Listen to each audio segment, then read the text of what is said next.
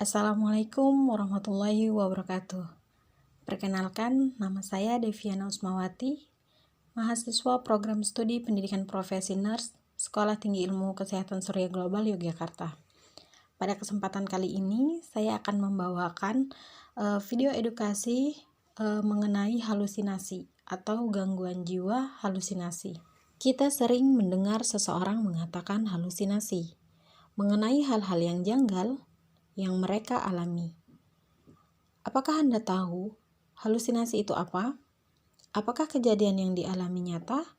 Ataukah kejadian yang dialami itu tidak nyata? Dalam dunia kesehatan, ada yang dinamakan gangguan kesehatan jiwa.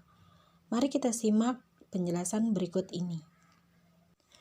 Halusinasi adalah persepsi seseorang yang salah terhadap lingkungan tanpa stimulus yang nyata, memberi persepsi yang salah atau pendapat tentang sesuatu tanpa ada objek atau rangsangan yang nyata, dan hilangnya kemampuan manusia untuk membedakan rangsangan internal pikiran dan rangsangan eksternal.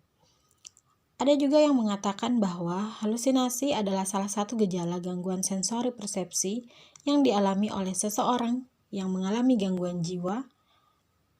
Seseorang merasakan sensasi berupa suara, penglihatan, pengecapan, perabaan, atau penghidupan tanpa adanya stimulus yang nyata. Halusinasi ini berbagai macam jenisnya. Yang pertama adalah halusinasi pendengaran, di mana seseorang akan mendengar suara yang membicarakan, mengejek, menertawakan, mengancam, atau memerintah untuk melakukan sesuatu yang terkadang bisa membahayakan seseorang tersebut. Yang kedua adalah halusinasi penglihatan, di mana seseorang akan melihat suatu stimulus penglihatan dalam bentuk pancaran cahaya, gambar, orang, atau panorama yang luas dan kompleks. Biasanya juga bisa menyenangkan atau menakutkan untuk orang tersebut. Yang ketiga adalah halusinasi penciuman, di mana seseorang dapat mencium sesuatu yang bau busuk, amis, dan bau yang menjijikan, seperti bau darah, urin, atau feses. Atau bahkan seseorang dapat mencium sesuatu yang harum, seperti parfum. Yang keempat adalah halusinasi pengecapan, di mana seseorang merasa mengecap sesuatu yang busuk, amis, dan menjijikan, seperti rasa darah, urin, atau feses. Yang kelima adalah halusinasi perabaan, di mana seseorang mengalami rasa sakit atau tidak enak tanpa stimulus yang terlihat, seperti merasakan sensasi listrik dari tanah, atau benda mati, atau orang, atau merasakan ada yang menggerayangi tubuh seperti tangan, binatang kecil, dan makhluk halus. Yang keenam adalah halusinasi sinestetik, yang dimana seseorang akan merasakan fungsi tubuh seperti darah mengalir melalui vena, makanan dicerna, atau perasaan tubuh yang melayang di atas permukaan bumi. Ada dua penyebab seseorang mengalami halusinasi. Yang pertama, faktor predisposisi. Di antaranya adalah faktor perkembangan, di mana tugas perkembangan manusia terganggu, misalnya rendahnya kontrol dan kehangatan keluarga menyebabkan klien tidak mampu mandiri sejak kecil.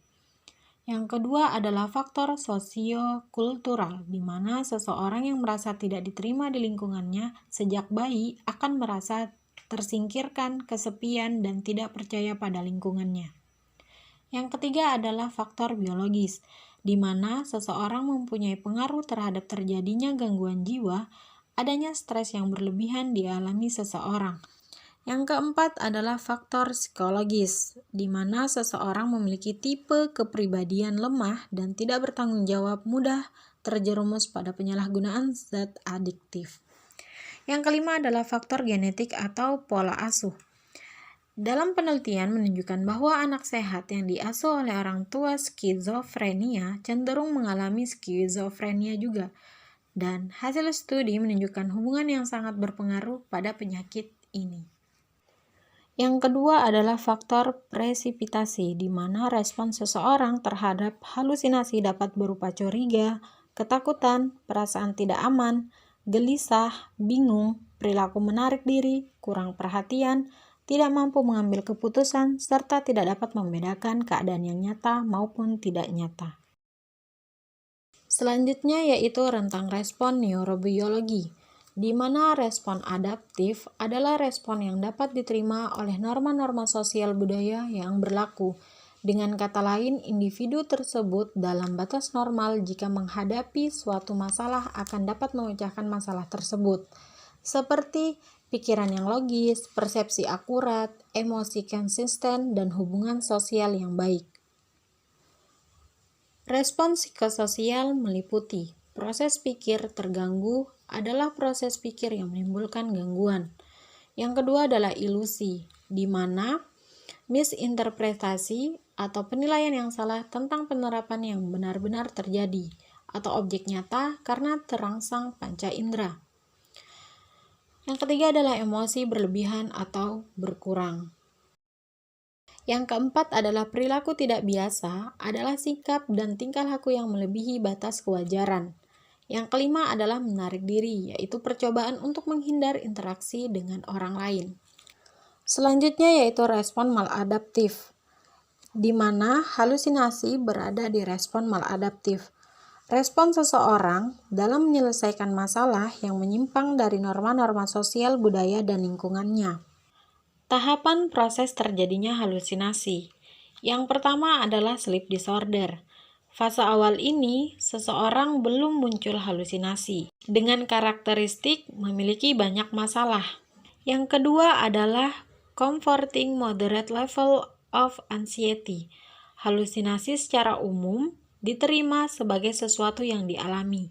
Karakteristiknya yaitu seseorang mengalami emosi yang berlanjut, seperti adanya perasaan cemas, kesepian, perasaan berdosa, ketakutan, dan mencoba untuk memusatkan pemikiran pada timbulnya kecemasan.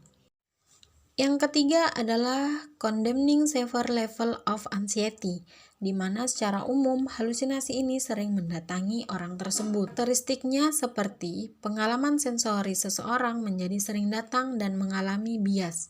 Seseorang mulai merasa tidak mampu mengontrolnya dan mulai berupaya untuk menjaga jarak antara dirinya dengan objek yang dipersepsikan orang tersebut.